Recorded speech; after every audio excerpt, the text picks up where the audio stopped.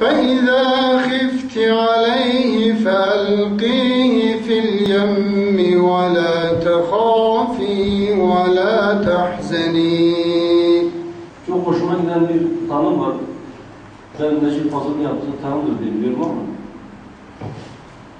ümitsizlikle ilgili. Diyor ki Müslüman için ümitsizlik üçgenden dördüncü kenar gibidir. Bundan şu sonuçları çıkarmak mümkün. Üçgende dördüncü bir kenar yoktur. Üyelerimizi fazlalaştırmayalım ki kongrede sıkıntı yaşandı. Ama şu an o düşünceden vazgeçtik. Niye? Çünkü elimize bir imkan geçti. Yargıtay bize yeni bir imkan sundu. Yani daha doğrusu bizim elimizde olan bir imkandı, biz bunu bilmiyorduk. Bunu da sonradan öğrendik.